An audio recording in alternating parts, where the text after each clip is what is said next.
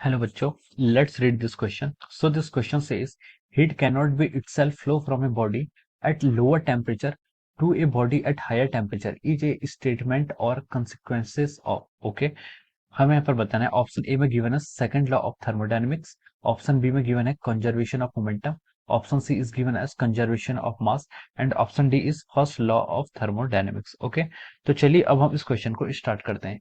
इस क्वेश्चन में देखिए हमसे बोला गया है कि हम इस क्वेश्चन का आप की कॉन्सेप्ट लिख सकते हैं। इस क्वेश्चन का आपका की कॉन्सेप्ट लिखिएगा, ठीक है। इस क्वेश्चन में हमें बोला है कि heat can not be its flow itself from a body at lower temperature to a body at higher temperature. So this is the statement of our second law of thermodynamics. ये क्या आपका this is a statement of our second law of thermodynamics.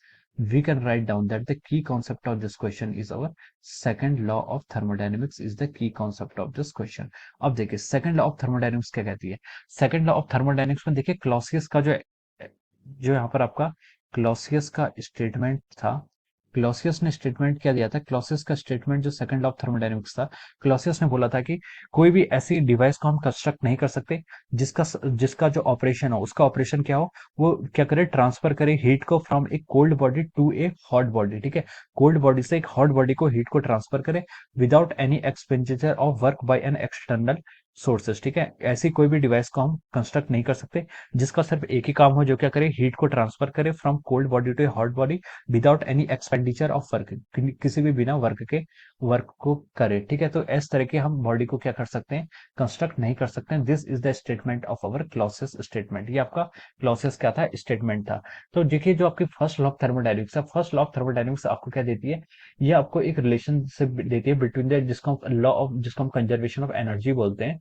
Del Q is equal to del U plus del W, मतलब कि आपकी जो work done होता है, जितनी आप हीट देते हैं, वो हीट आपके कितनी किस किस पार्ट्स में कैसे डिवाइड होती है। और जो आपकी सेकंड लॉ ऑफ थर्मोडायनेमिक्स है, सेकंड लॉ ऑफ थर्मोडायनेमिक्स आपको क्या गिवन करती है, सेकंड लॉ ऑफ थर्मोडायनेमिक्स आपको डायरेक्शन ऑफ हीट फ्लो बताती है। क्या बताती है आपको, direction of heat flow is given by the second law of thermodynamics. जैसे कि हमारा देखिए करंट क्या होता है, करंट फ्लो करता है किसी इलेक्ट्रिकल सर्किट में, कहां से कहां फ्लो करता है, किसी हायर पोटेंशियल से आपका लो पोटेंशियल की तरफ करंट फ्लो करता है। सिमिलरली हम इसको यहाँ पर एनालॉजी ले सकते हैं, जो आपका क्या होता है, यहाँ पर आपका टेम्परेचर होता है, जो आपका यहाँ पर हम बोलते हैं जो आपका थर्मल करंट होता है, थर्मल करंट बोलते हैं, या फिर थर्मल करंट को जैसे आई लिखते हैं आई टी एच, इसकी होती है आपकी D Q by D T. D Q क्या होता है, आपका amount of heat flowing per unit time. तो जो आपकी हीट होती है, जो आपकी थर्मल करंट होती है, वो फ्लो करती है आपके हाई टेम्परेचर से आपका लो टेम्परेचर की तरफ। तो ये स्टेटमेंट क्या है, ये आपका नेचर में पॉसिबल है, this is the spontaneous process. Okay, हम इसके अगर रिवर्स भी काम करवाना चाहें तो हमें एक्सटर्नल वर्क डन कराना पड़ता है। ठीक है, तो इसके जो नेचर इटसेल्फ लिखा है स्टेटमेंट में लिखा है, heat can not by itself flow from a body at low temperature to high temperature. ये आपका क्या है, इटसेल्फ नहीं होना चाहिए। ठीक है, एक्सटर्नल एजेंट से ये पॉसिबल है। तो चलिए अब हम यहाँ पर ऑप्शंस की तरफ मूव करते हैं। ऑप्शन ए में बोला है कि this is a statement of second law of thermodynamics. तो yes, this is a statement of second law of thermodynamics. This statement is given by the Clausius. Okay, option B में लिखा है कि conservation of momentum, this is incorrect. Option C में बोला है कि conservation of mass, this is also incorrect. Option D में बोला है कि first law of thermodynamics. First law of thermodynamics सिर्फ आपको क्या देती है, एक क्वांटिटेटिव रिलेशन देती है between the heat and work done.